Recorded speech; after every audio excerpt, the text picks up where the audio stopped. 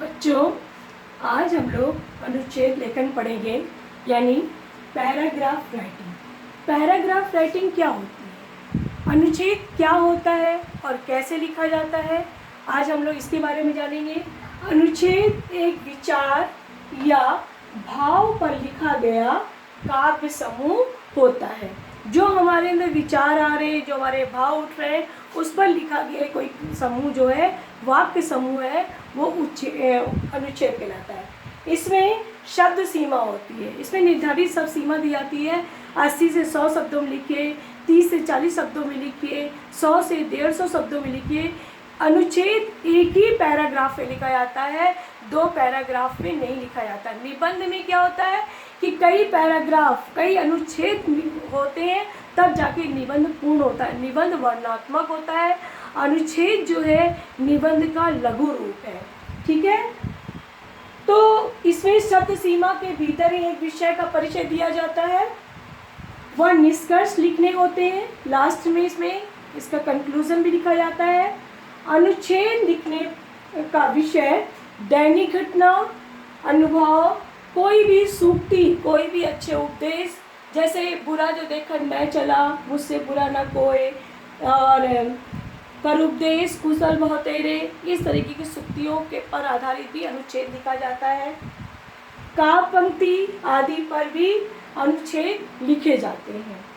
ये निबंध का छोटा रूप होता है। जैसे मैंने आपको बताया कि निबंध में कई अनुच्छेदों को मिलाकर एक निबंध पूर्ण होता है, और ये अनुच्छेद जो होता है, एक ही अनुच्छेद एक ही पैराग्राफ में अपनी बात को पूर्ण करनी होती है और निष्कर्ष तक पहुंचाना होता है, वही एक सफल अनुच्छेद कहलाता है।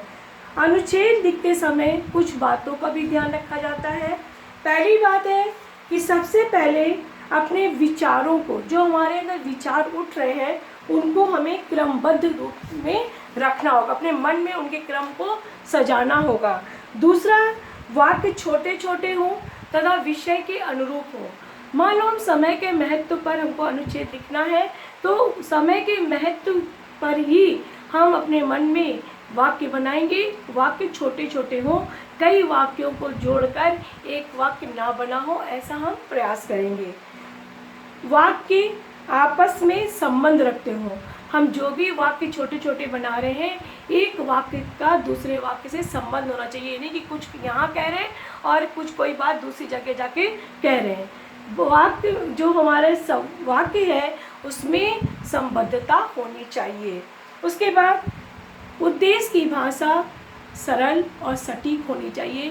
बिल्कुल सटीक भाषा में संक्षेप में अपनी बात हम कहें, वो ज़्यादा सही अनुच्छेद हमारा बनेगा। अगर हम अपनी भाषा के चक्कर में उलझ गए तो अनुच्छेद बहुत लंबा चौड़ा हो जाएगा, या अनुच्छेद ना रहकर वो निबंध का रूप ले लेगा।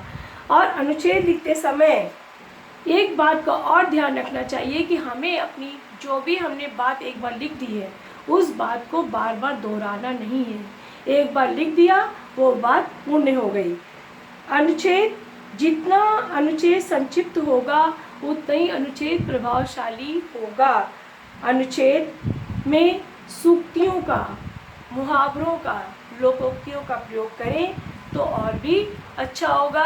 इस प्रकार एक अच्छा अनुच्छेद लिखने के लिए हम लोग इन बातों का ध्यान रखेंगे, तो हम एक अच्छा अनुच्छेद लिख पाने में सफल होंगे।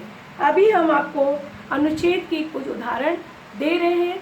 आप उन उदाहरणों को अपनी उत्तर पुस्तिका में लिखेंगे और समझेंगे कि अनुच्छेद कैसे लिखा गया है, और आपको उसी के अनुरूप अपनी परीक्षा में अनुच्छेद लेखन करना है।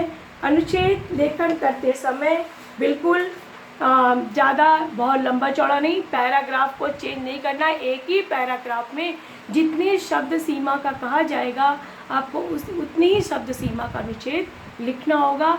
इस बात का विशेष ध्यान रखना होगा।